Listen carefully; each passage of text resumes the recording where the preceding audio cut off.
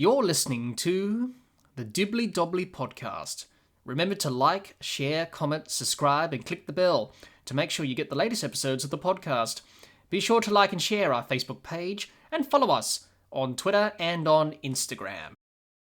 Hi everyone, and welcome back to another episode of the Dibbly Dobbly Podcast.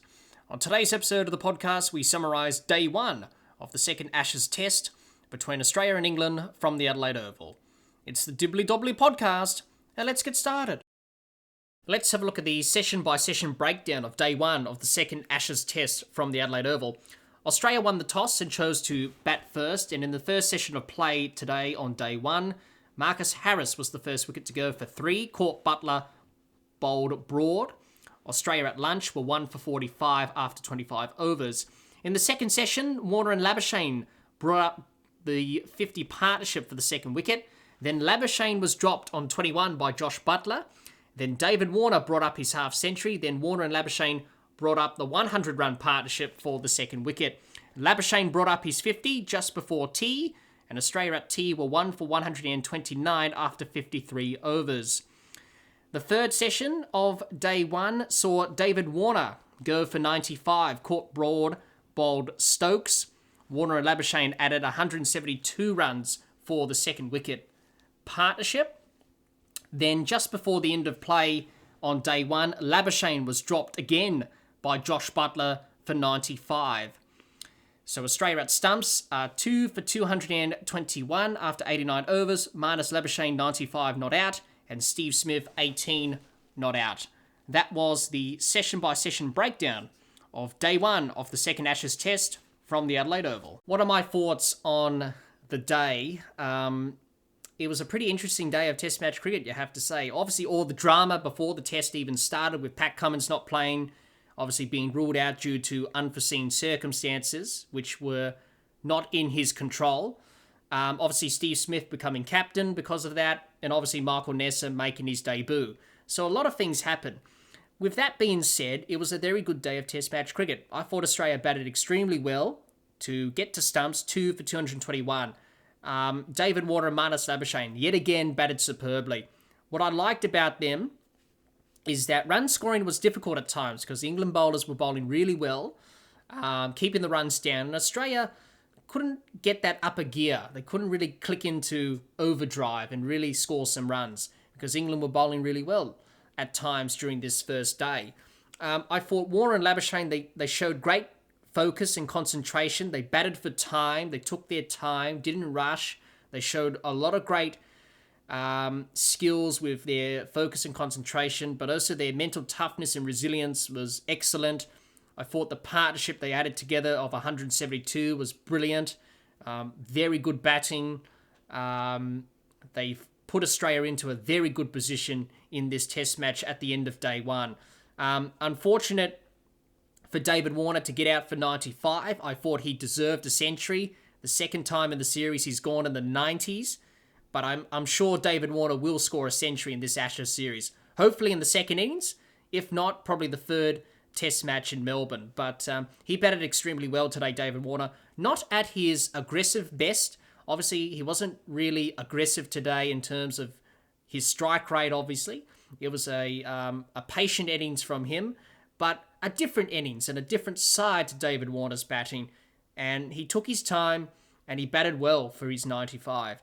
I thought Marnus Labuschagne, he's still out there on 95, not out.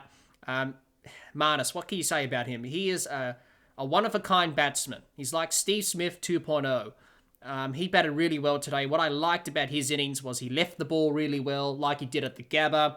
He took his time. He was patient. Took his opportunities to score when they presented themselves to him. And he's really batted well, Marnus. So I think Australia will be very happy with the position they're in after day one. 2 for 221 is a commanding position. And they'll be very happy with that heading into day two. And the plan for them will be try to get as many runs as they can to this first innings and look to put England under pressure. That will be the plan heading into day two for Australia. For England, my thoughts on them and how they went about things on day one was I thought England bowled well. But the one thing that if you have to be critical about their performance with the ball today, is number one, they didn't take their chances, but number two, they were a bit too short with the new ball. And they will be disappointed that they've only taken 2 wickets today, England. They would have liked 3 or 4 or 5 wickets today, not 2, because by bowling short, they did not make use of the new ball early. When Anderson and Broad were bowling, it was great bowling, but they were a tad too short. And when Robinson and Wokes came on, they were too short as well.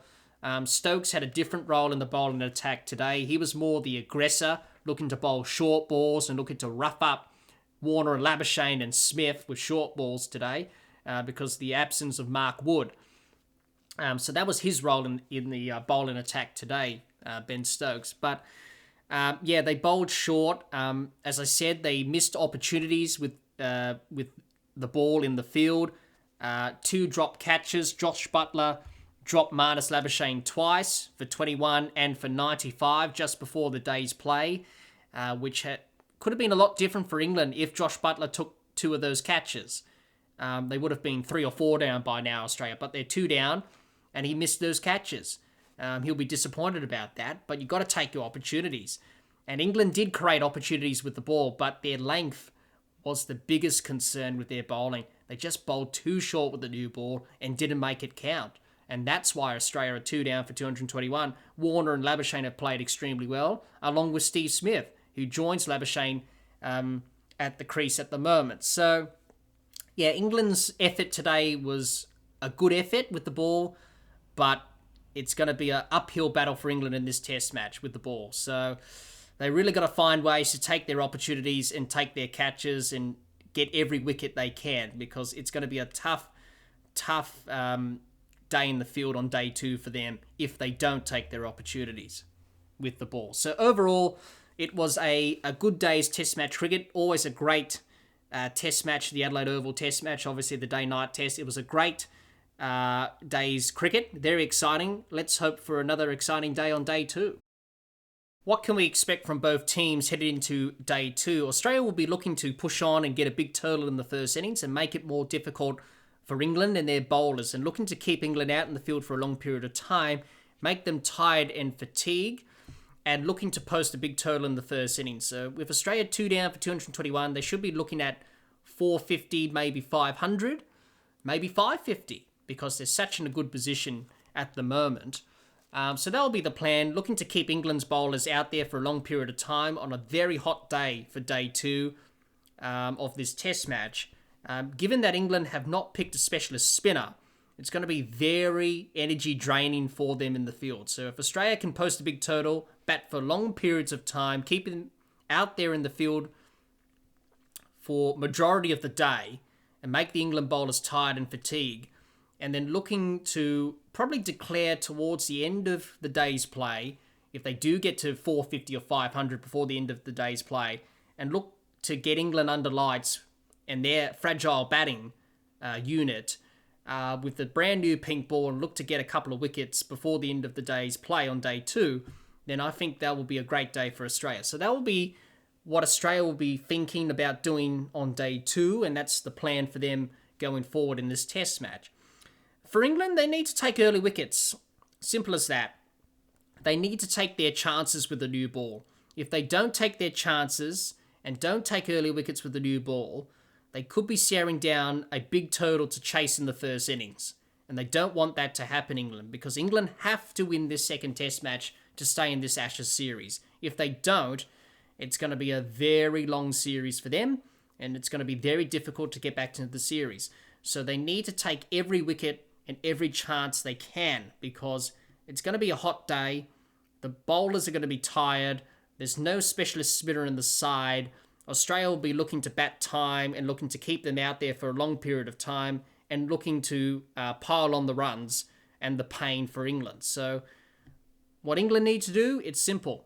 Take early wickets and take their chances. Well, that's all the time we have for this episode.